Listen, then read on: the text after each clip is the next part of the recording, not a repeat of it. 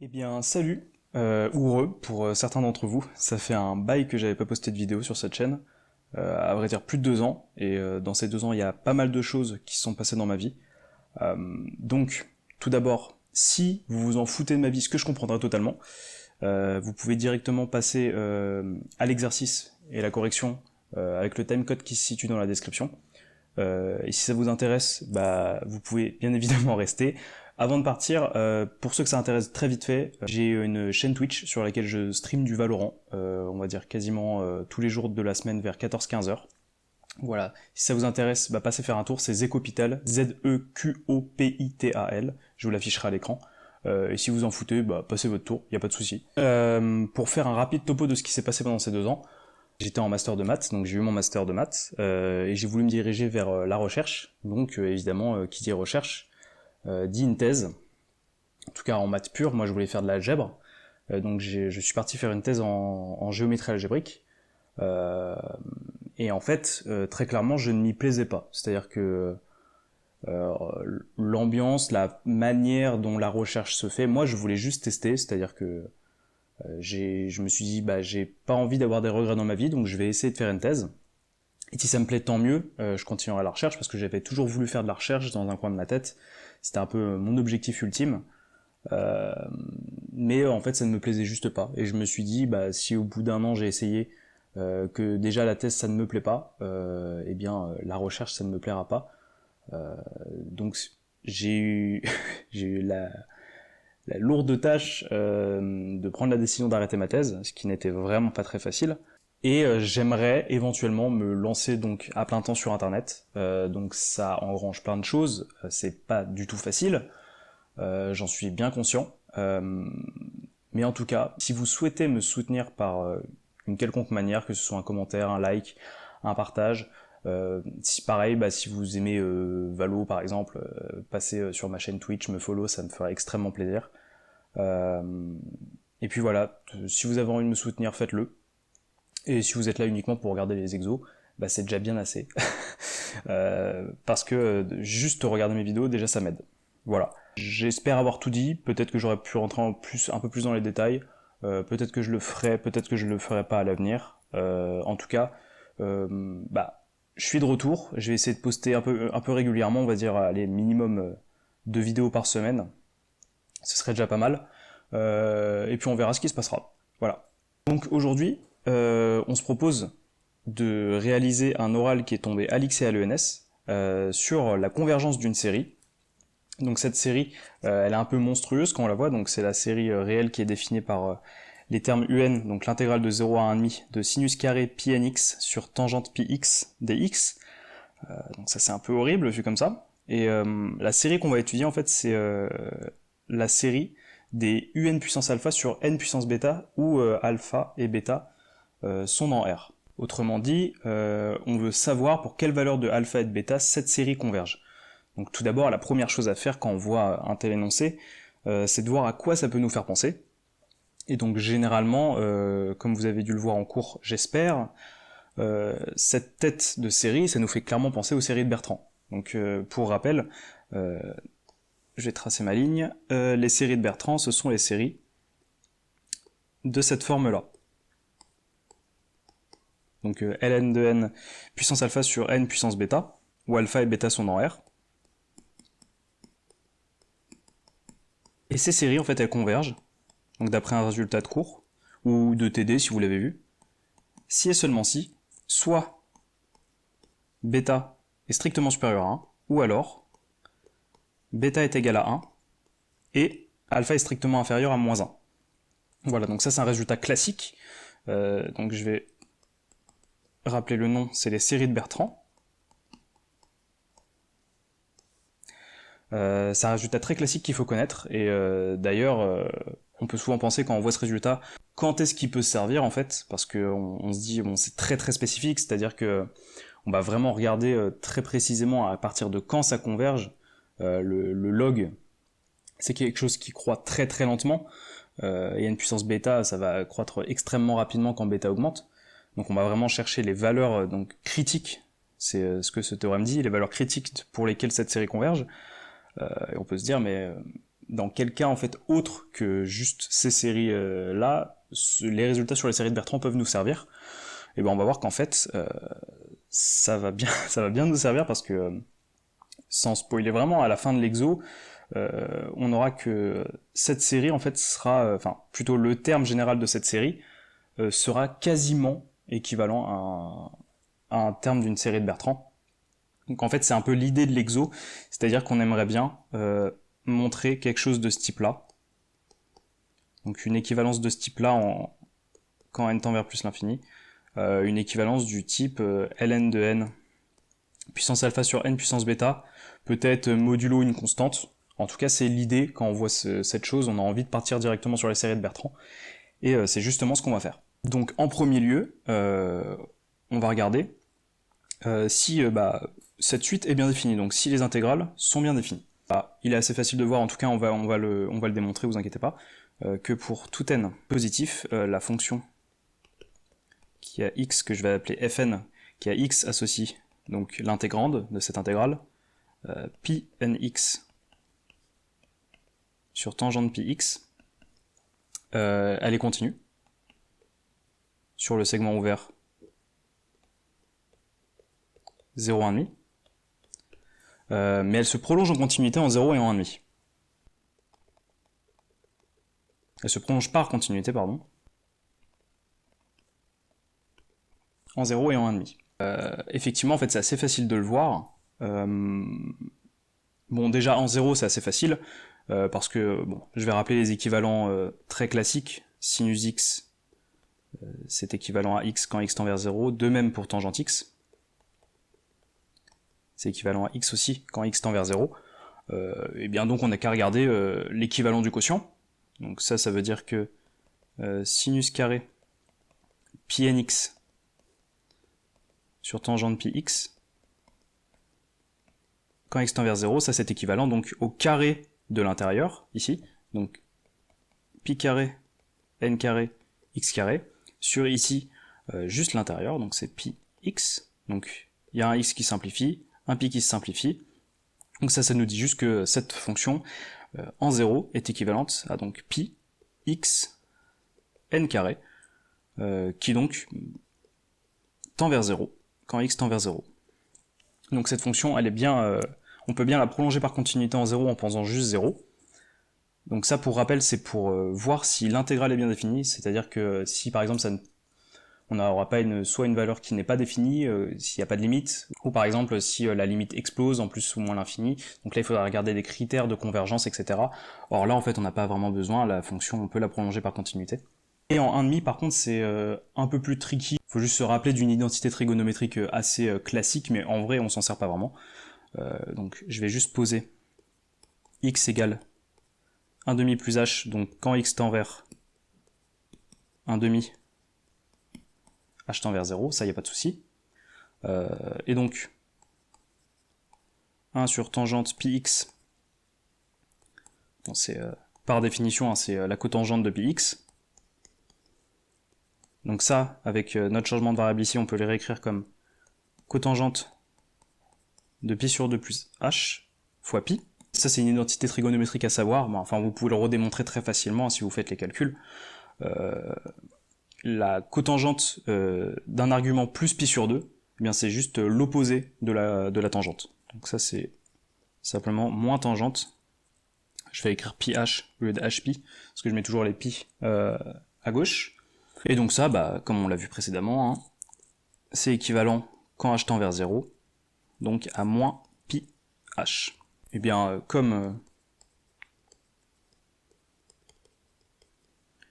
sinus carré, bon vous avez compris, hein, c'est la fonction sinus carré, peu importe ce qu'on met à l'intérieur, pour peu que ce soit bien défini, est borné entre 0 et 1, alors on n'a que notre fonction quand x tend vers 1,5, donc on a quelque chose qui est borné, et ce quotient là, le 1 sur tangente pi x, on a vu que ça tendait vers 0. Donc cette fonction, elle tend bien vers 0 en 1,5, donc on peut prolonger plutôt nos fonctions fn, on peut toutes les prolonger par continuité en 0 et en 1,5, juste en posant fn de 0 et fn de 1,5 égale à 0. Et donc ça nous implique que un est bien défini pour tout n positif. Donc ça c'est bien déjà, c'est bien de montrer quand même que notre suite elle est bien définie. L'idée maintenant c'est qu'on va vouloir donc, on veut obtenir un équivalent de un, donc pour obtenir ensuite les équivalents de un puissance alpha et de un puissance alpha sur n puissance bêta, on veut obtenir un équivalent de un. Sauf que quand même l'intégrande est assez compliquée, donc on va essayer de voir si on peut pas obtenir un équivalent avec une suite qui est plus simple. C'est-à-dire l'idée, ce serait d'obtenir un équivalent, donc un équivalent à Vn, où Vn est plus simple. Je le mets entre guillemets parce que ça veut un peu tout et rien dire, mais on va voir quand même que c'est plus simple parce que l'intégrande est plus facile à manipuler. Et en fait, si on regarde bien la tête des intégrales que définissent les un, en réalité, le terme qui nous pose le plus de problèmes, au final, le terme du dessus nous pose pas vraiment de problème, mais le terme qui nous pose problème, c'est ce 1 sur tangente pi x. Donc l'idée, ça va être de, j'allais dire comme les ingénieurs, vous avez compris la blague, c'est que on va approximer le plus bêtement tangente pi x. On va juste poser, donc on pose Vn égale l'intégrale de 0 à 1,5 de sinus carré pi nx sur pi x dx. En fait, on va voir que ça, juste cette idée peut-être qui peut paraître bête quand on est dans un oral, qui peut peut-être nous faire stresser, hein, parce qu'on se dit bah c'est un peu, ça peut être débile de faire ça, et ben en fait c'est pas vraiment débile, c'est même pas du tout débile. Ça va nous permettre de continuer l'exo. Donc on veut obtenir un équivalent UNVN, et donc pour ça, eh bien on va voir que la différence UN-VN, en fait elle est majorée.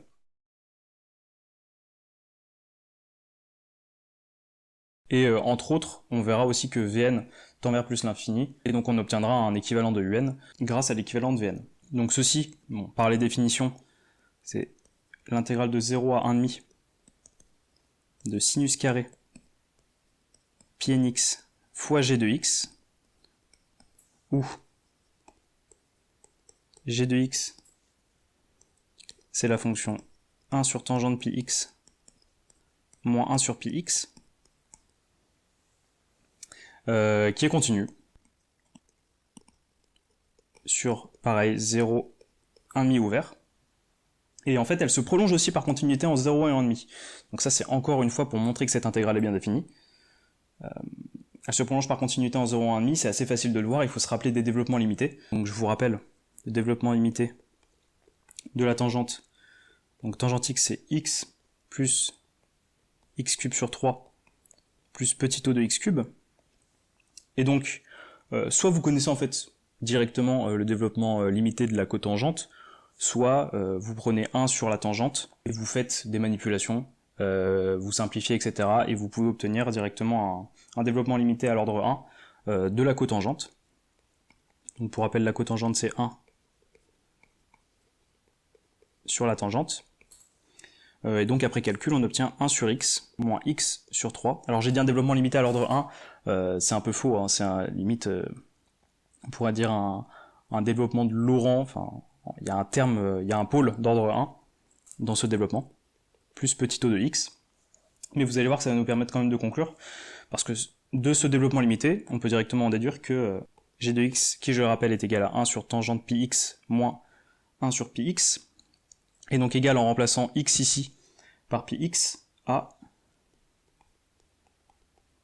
1 sur pi x moins pi x sur 3 plus petit o de x moins 1 sur pi x, et donc les 1 sur pi x se simplifient et on obtient moins pi x sur 3 plus petit o de x, et tout ceci, eh bien ça tend vers 0 quand x tend vers 0.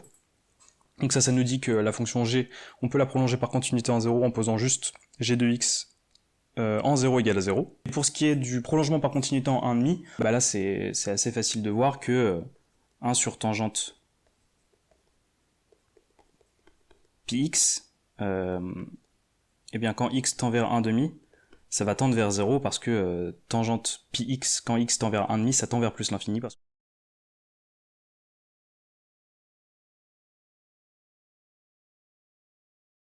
Tangente de pi sur 2, c'est plus l'infini. Enfin, ça n'est pas défini, mais la fonction tangente a pour limite plus l'infini en pi sur 2. Donc l'inverse va tendre vers 0.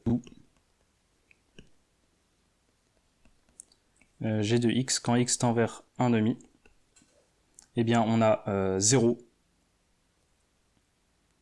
Donc on a 0, le premier terme, ceci tend vers 0, plus la limite du deuxième terme qui était moins 1 sur pi x en 1,5. Donc ça nous fait moins 1 sur pi sur 2, donc ça nous fait moins 2 sur pi. En tout cas, ça nous dit que cette fonction elle est prolongeable par continuité en 1,5. Et donc nos intégrales sont bien définies. Ce qui est pratique aussi, c'est que donc, de ceci on peut en déduire, g est borné.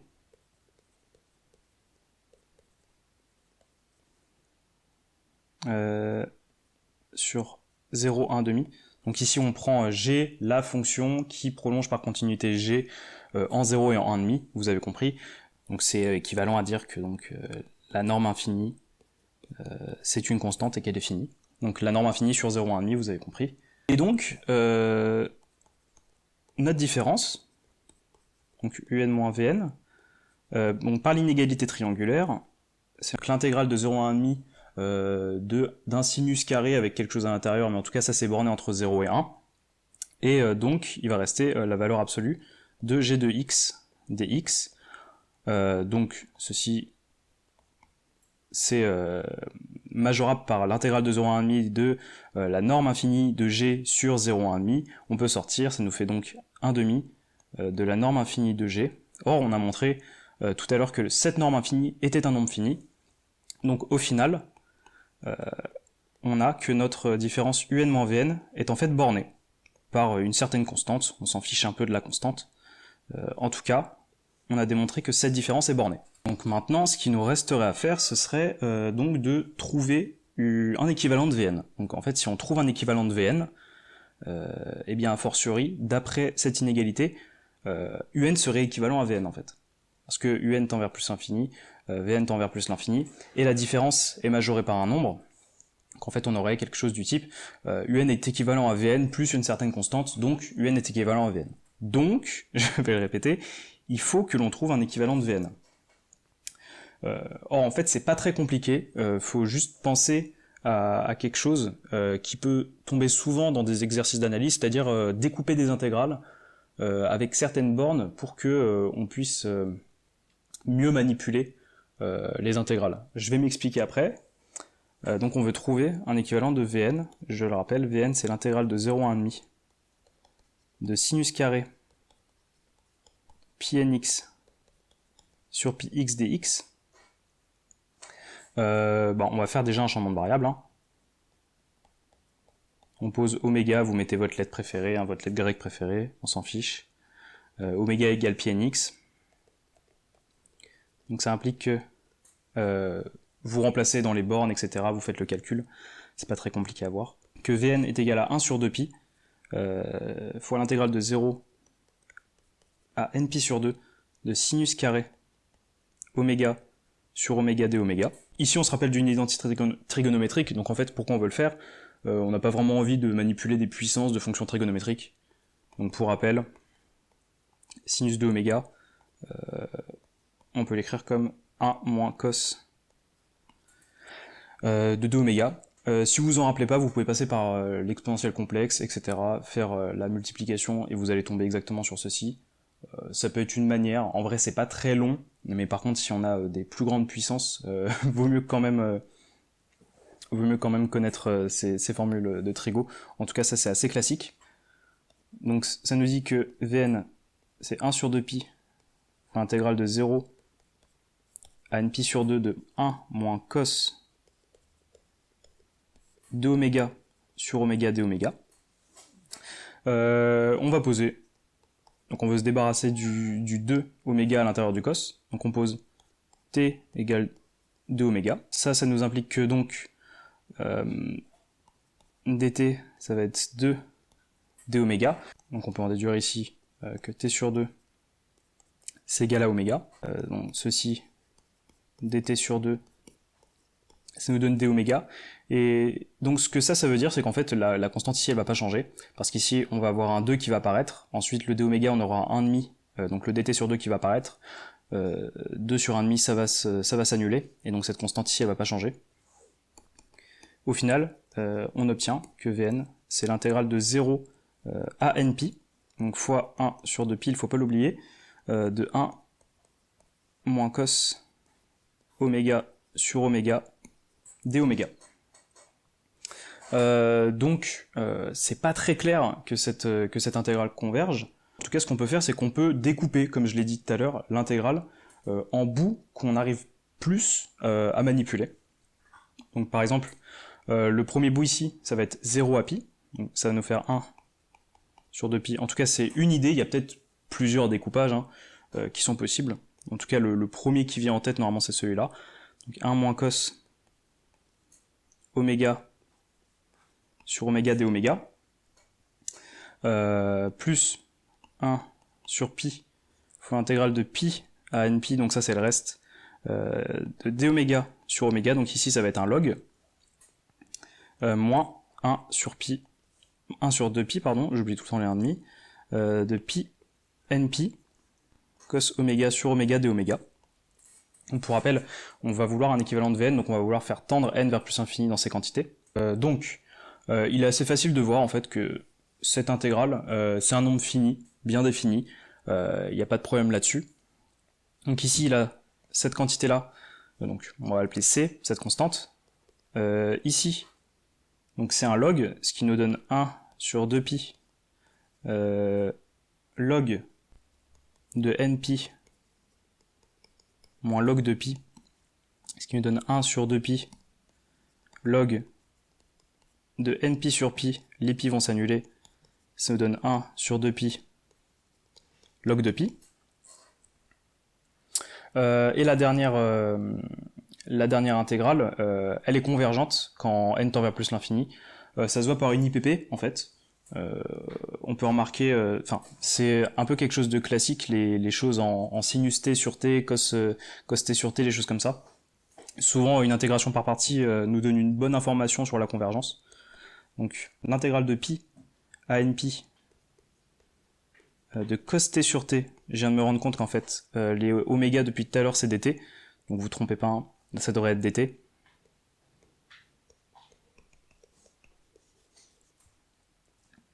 Donc si vous êtes perdu, reprenez, à partir de là, tous les oméga doivent être dt.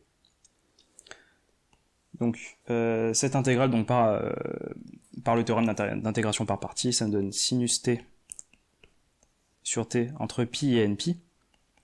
Donc ça, cette quantité, ça va juste être 0, parce que sinus sur les entiers fois pi, ça fait 0, plus donc le reste, pi à nπ, de sinus t sur t carré dt, et ceci c'est intégrable, hein, parce que ça se voit, si comme sinus c'est borné entre 0 et 1, ceci c'est majoré par 1 sur t carré, qui est bien évidemment intégrable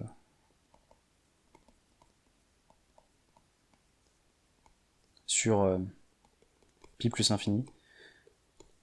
Donc quand on va faire tendre n vers plus infini, c'est aussi pour ça que découper l'intégrale c'était pratique, parce que jamais on aurait pu utiliser le fait que ça c'était intégrable sur 0 plus infini par exemple.